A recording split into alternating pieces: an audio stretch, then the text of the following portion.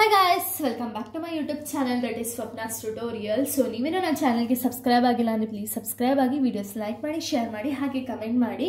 So ಇವತ್ತು ನಾನು ಮಾಡ್ತಿರೋ ಸಬ್ಜೆಕ್ಟ್ ಯಾವುದು ಅಂದರೆ 6th SEM BComನ ಇನ್ವೆಸ್ಟ್ಮೆಂಟ್ ಮ್ಯಾನೇಜ್ಮೆಂಟ್ ಅನ್ನೋ ಒಂದು ಸಬ್ಜೆಕ್ಟ್ನ ಎಕ್ಸ್ಪ್ಲೈನ್ ಮಾಡ್ತಿದ್ದೀನಿ. ಸೊ ಅದರಲ್ಲಿ ಚಾಪ್ಟರ್ 5 ಬಂದ್ಬಿಟ್ಟು ಪೋರ್ಟ್ಫೋಲಿಯೋ ಮ್ಯಾನೇಜ್ಮೆಂಟ್ ಅನ್ನೋ ಒಂದು ಚಾಪ್ಟರ್ 5ನ ಎಕ್ಸ್ಪ್ಲೈನ್ ಮಾಡ್ತಿದ್ದೀನಿ. ಸೊ ನಾನು ಪ್ರೀವಿಯಸ್ ವಿಡಿಯೋದಲ್ಲಿ ಇದೇ ಚಾಪ್ಟರ್ನ ಪಾರ್ಟ್ 1 ಆಲ್ರೆಡಿ ಎಕ್ಸ್ಪ್ಲೈನ್ ಮಾಡಿ ಅಪ್ಲೋಡ್ ಮಾಡಿದ್ದೀನಿ. ಸೊ ಈ ಒಂದು ವಿಡಿಯೋದಲ್ಲಿ ಪಾರ್ಟ್ 2ನ ಎಕ್ಸ್ಪ್ಲೈನ್ ಮಾಡ್ತಿದ್ದೀನಿ.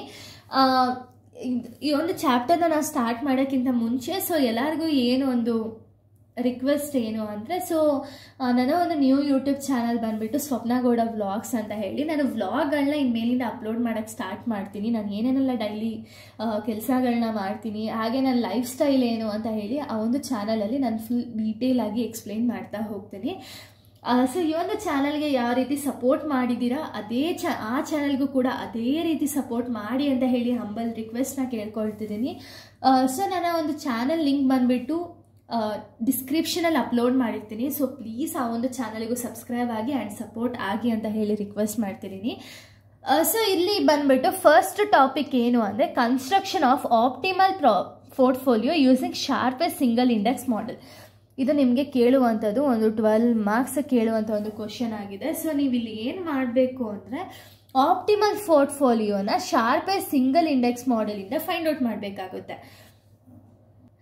ಸೊ ಇಲ್ಲಿ ನಮ್ಗೆ ಏನು ಡೀಟೇಲ್ನ ಕೊಟ್ಟಿದ್ದಾರೆ ಅಂದರೆ it is a systematic model that aims of maximizing returns for the given level of risk by carefully selecting the security that have the best risk return rate as a measurement of the risk of the sharpest risk ಅಂತ ಹೇಳಿ ಕೊಟ್ಟಿದ್ದಾರೆ. ಅಂದರೆ ಇದೊಂದು tool ಅಂತಲೇ ಹೇಳ್ಬೋದು ಅಥವಾ systematic model ಅಂತಲೇ ಹೇಳ್ಬೋದು. ಶಾರ್ಪೆಸ್ಟ್ ಇಂಡೆಕ್ಸ್ ಮಾಡೆಲ್ ಅನ್ನೋದು ಏನಕ್ಕೆ ಯೂಸ್ ಆಗುತ್ತೆ ಅಂದರೆ ಇಲ್ಲಿ ಅನಲೈಸ್ ಮಾಡ್ಬೋದು ಎಷ್ಟು ರಿಸ್ಕು ಆ್ಯಂಡ್ ಎಷ್ಟು ರಿಟರ್ನ್ ಇದೆ ಅಂತ ಹೇಳಿ. ಸೊ ಇಲ್ಲೇನಾಗುತ್ತೆ ಅಂದರೆ ಅನಲೈಸ್ ಮಾಡಿ ಎಲ್ಲಿ ಜಾಸ್ತಿ ರಿಟರ್ನ್ ಅನ್ನೋದು ಸಿಗುತ್ತೋ ಅಲ್ಲಿ ಇನ್ವೆಸ್ಟ್ಮೆಂಟ್ ಮಾಡೋದಕ್ಕೆ ಅಥವಾ ಅಲ್ಲಿ ಸೆಲೆಕ್ಷನ್ ಅನ್ನೋದನ್ನ ಮಾಡೋದಕ್ಕೆ ತುಂಬ ಹೆಲ್ಪ್ ಆಗುತ್ತೆ. ಓಕೆನಾ, ಇಲ್ಲಿ ಸ್ವಲ್ಪ ಫಾಲೋಯಿಂಗ್ ಕನ್ಸ್ಟ್ರಕ್ಷನ್ಸ್ ಅನ್ನೋದನ್ನ ಕೊಟ್ಟಿದ್ದಾರೆ. ಕನ್ಸ್ಟ್ರಕ್ಟ್ ಶಾರ್ಪೆಸ್ಟ್ ಇಂಡೆಕ್ಸ್ ಮಾಡೆಲ್ ಏನೇನು ಅಂದರೆ ಇಲ್ಲಿ ಸ್ಟೆಪ್ ಬೈ ಸ್ಟೆಪ್ಸ್ನ ಕೊಟ್ಟಿದ್ದಾರೆ. ಫಸ್ಟ್ ಸ್ಟೆಪ್ ಬಂದ್ಬಿಟ್ಟು understanding the single index model. ಅಂದರೆ ಇಲ್ಲಿ ಇಂಡೆಕ್ಸಿಂದ ಏನು ಗೊತ್ತಾಗುತ್ತೆ ಅಂದರೆ ಇಡೀ ಮಾರ್ಕೆಟ್ ಪರ್ಫಾರ್ಮೆನ್ಸ್ ಏನಿದೆ, ನಾವು ಮಾಡ್ತಿರೋ ಇನ್ವೆಸ್ಟ್ಮೆಂಟಿಂದ ಎಷ್ಟು ರಿಟರ್ನ್ ಬರುತ್ತೆ ಆ್ಯಂಡ್ ಎಷ್ಟು ರಿಸ್ಕ್ ಅನ್ನೋದು ಸಿಗುತ್ತೆ ಆ್ಯಂಡ್ ಬೇರೆ ಒಂದು ಪ್ರಾಜೆಕ್ಟ್ಗಳ ಜೊತೆಗೆ ಕಂಪೇರ್ ಮಾಡುತ್ತೆ. ಓಕೆನಾ, ಅದಕ್ಕೆ ಹೆಲ್ಪ್ ಆಗುತ್ತೆ. ಸೆಕೆಂಡ್ ಸ್ಟೆಪ್ ಬಂದುಬಿಟ್ಟು calculate expected return alpha beta for each security. So ಇಲ್ಲೇನಾಗುತ್ತೆ ಅಂದರೆ ಇದನ್ನೆಲ್ಲ ಕ್ಯಾಲ್ಕುಲೇಟ್ ಮಾಡ್ತಾರೆ. ಸೊ ಇದನ್ನೆಲ್ಲ ಕ್ಯಾಲ್ಕುಲೇಟ್ ಮಾಡಿದಾಗ ರಿಸ್ಕ್ ಎಷ್ಟು ಅಂತ ಹೇಳಿ ಗೊತ್ತಾಗುತ್ತೆ. ಓಕೆನಾ, ಇದನ್ನೆಲ್ಲ ಕ್ಯಾಲ್ಕುಲೇಟ್ ಮಾಡಿದ ಮೇಲೆ ನೆಕ್ಸ್ಟ್ ಸ್ಟೆಪ್ ಬಂದುಬಿಟ್ಟು estimate the risk free rate and return market return ಅಂತ ಹೇಳಿ expected market return find out ಮಾಡೋಕ್ಕೆ ಹೆಲ್ಪ್ ಮಾಡುತ್ತೆ. ಸೊ ಇಲ್ಲಿ RF ಆ್ಯಂಡ್ RMನ ಕ್ಯಾಲ್ಕುಲೇಟ್ ಮಾಡ್ಬೋದು. ಸೊ RF ಆ್ಯಂಡ್ RM ಅನ್ನೋದು ತುಂಬ ಮುಖ್ಯ ಆಗುತ್ತೆ ಇನ್ವೆಸ್ಟ್ಮೆಂಟಲ್ಲಿ. ಸೊ ಅದನ್ನು ನಾವು ಆರಾಮ್ಸೆ ಕ್ಯಾಲ್ಕುಲೇಟ್ ಮಾಡ್ಬೋದು. ಓಕೆನಾ, ನೆಕ್ಸ್ಟ್ ಬಂದುಬಿಟ್ಟು calculate expected excess return and sharpest ratio for each security. ಅಂದರೆ ಇದನ್ನು ಫೈಂಡ್ ಔಟ್ ಮಾಡೋದಕ್ಕೆ ಒಂದು ಫಾರ್ಮುಲಾ ಇದೆ. ಈ ಫಾರ್ಮುಲಾನ ಯೂಸ್ ಮಾಡಿಕೊಂಡು ಈಚ್ ಸೆಕ್ಯೂರಿಟಿ ರಿಸ್ಕ್ ಏನಿದೆ ರಿಟರ್ನ್ ಏನಿದೆ ಅಂತ ಹೇಳಿ ನಾವು ಕ್ಯಾಲ್ಕುಲೇಟ್ ಮಾಡಬೇಕಾಗುತ್ತೆ. ಇನ್ನು ನೆಕ್ಸ್ಟ್ ಬಂದುಬಿಟ್ಟು ಆಪ್ಟಿಮೈಸ್ ಪೋರ್ಟ್ಫೋಲಿಯೋ. ಅಂದರೆ based on the calculation of the investor ಏನು ಮಾಡ್ತಾರೆ ಅಂದರೆ ಸೆಕ್ಯೂರಿಟಿ ಎಲ್ಲಿ ಇನ್ವೆಸ್ಟ್ಮೆಂಟ್ ಮಾಡಬೇಕು, ಯಾವ್ದು ಬೆಸ್ಟು ಅಂತ ಹೇಳಿ ಫುಲ್ಲು ಡೀಟೇಲ್ಸ್ನ ಕಲೆಕ್ಟ್ ಮಾಡ್ಕೊಳ್ತಾರೆ. Next construct portfolio. ಅಂದರೆ ಎಲ್ಲಿ ಇನ್ವೆಸ್ಟ್ಮೆಂಟ್ ಮಾಡಬೇಕು ಅಂತ ಗೊತ್ತಾದ ಮೇಲೆ ಅಲ್ಲಿ ಇನ್ವೆಸ್ಟ್ಮೆಂಟ್ ಮಾಡಬೇಕು, ಅಂದರೆ ಎಲ್ಲಿ ಜಾಸ್ತಿ ಪ್ರಾಫಿಟ್ ಸಿಗುತ್ತೋ ಅಲ್ಲಿ ಇನ್ವೆಸ್ಟ್ಮೆಂಟ್ ಮಾಡಬೇಕು ಅಂತ ಹೇಳಿ ಅವರು ಹೇಳ್ತಾರೆ. ಓಕೆನಾ, ನೆಕ್ಸ್ಟ್ ಸ್ಟೆಪ್ 7 ಬಂದುಬಿಟ್ಟು ಮಾನಿಟರಿಂಗ್ ದ ರೀಬ್ಯಾಲೆನ್ಸ್. ಅಂದರೆ ಆಫ್ಟರ್ ಇನ್ವೆಸ್ಟ್ಮೆಂಟ್ ಮಾಡಿದ್ಮೇಲೆ ಇನ್ವೆಸ್ಟರ್ ಆದವರು ಮಾನಿಟರ್ ಮಾಡ್ತಿರ್ತಾರೆ ಅಥವಾ ರೆಗ್ಯುಲರ್ ಆಗಿ ಚೆಕ್ ಮಾಡ್ತಿರ್ತಾರೆ. ನಾವು ಇನ್ವೆಸ್ಟ್ಮೆಂಟ್ ಮಾಡ್ತಿರೋ ಅಮೌಂಟು ಇನ್ಕ್ರೀಸ್ ಆಗ್ತಿದೆಯಾ ಅಥವಾ ಡಿಕ್ರೀಸ್ ಆಗ್ತಿದೆಯಾ ಅಂತ ಹೇಳಿ ರೆಗ್ಯುಲರ್ ಬೇಸಿಸ್ ಮೇಲೆ ಚೆಕ್ ಮಾಡ್ತಾ ಹೋಗ್ತಾರೆ. ಸೊ ಇಲ್ಲಿಗೆ ಒಂದು 12 ಮಾರ್ಕ್ಸ್ ಫಸ್ಟ್ ಥಿಯರಿ ಅನ್ನೋದು ಕಂಪ್ಲೀಟ್ ಆಗಿದೆ. ನೆಕ್ಸ್ಟ್ ನಾವು ನೋಡೋದಾದರೆ ಸೊ ಇಲ್ಲಿ ನೆಕ್ಸ್ಟ್ ಏನು ಅಂದರೆ selection of securities and portfolio analysis. Selection of securities ಇದು ಕೂಡ ನಿಮಗೆ 4 ಮಾರ್ಕ್ಸ್ ಕೇಳುವಂಥ ಒಂದು ಕ್ವಶನ್ ಆಗಿದೆ. ಇದು ಇಂಪಾರ್ಟೆಂಟ್ ಕ್ವಶನ್ ಆಗಿದೆ.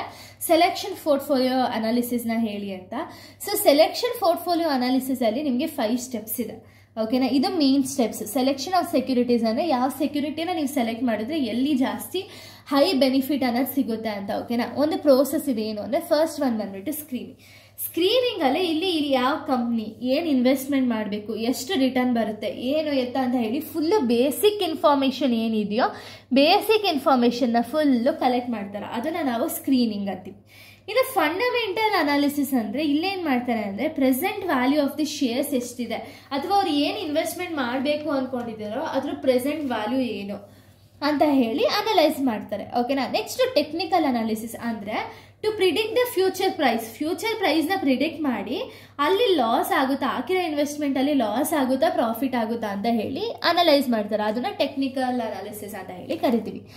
ಇನ್ನು ಕ್ವಾಲಿಟೇಟಿವ್ ಅನಾಲಿಸಿಸ್ ಅಂದರೆ ಸ್ಟ್ಯಾಟಿಸ್ಟಿಕಲ್ ಟೂಲ್ಸ್ನ ಯೂಸ್ ಮಾಡಿಕೊಂಡು ಎಷ್ಟು ಅಮೌಂಟ್ ಬರುತ್ತೆ ಅಂತ ಹೇಳಿ ಅನಲೈಸ್ ಮಾಡ್ತಾರೆ. ಸ್ಟ್ಯಾಟಿಸ್ಟಿಕಲ್ ಟೂಲ್ಸ್ ಅಂದರೆ PE ರೇಷಿಯೋ ಅಥವಾ ಡೆಪ್ಟ್ ಈಕ್ವಿಟಿ ರೇಷಿಯೋ ಅಂಥದ್ದನ್ನೆಲ್ಲ ಯೂಸ್ ಮಾಡಿಕೊಂಡೆ ಕ್ಯಾಲ್ಕುಲೇಟ್ ಮಾಡ್ತಾರೆ. ಇನ್ನು ವ್ಯಾಲ್ಯೂಯೇಷನ್ ಅಂದರೆ ಏನು ಅಂದರೆ ವ್ಯಾಲ್ಯೂ ಆಫ್ ಪರ್ಚೇಸ್ ಅಥವಾ ಸೇಲ್ಸ್ ಜಾಸ್ತಿ ಇದೆಯಾ, ಈಗ ಪರ್ಚೇಸ್ ಮಾಡಬೇಕಾದ್ರೆ ಎಷ್ಟು ಅಮೌಂಟ್ ಇರುತ್ತೆ, ಸೇಲ್ ಮಾಡಬೇಕಾದ್ರೆ ಅಷ್ಟೇ ಅಮೌಂಟ್ ಇರುತ್ತಾ ಇಲ್ವಾ ಅಂತ ಹೇಳಿ ವ್ಯಾಲ್ಯೂಯೇಟ್ ಅನ್ನೋದನ್ನ ಮಾಡ್ತಾರೆ. ಅದನ್ನು ವ್ಯಾಲ್ಯೂಯೇಷನ್ ಅಂತ ಹೇಳಿ ಕರಿತೀವಿ.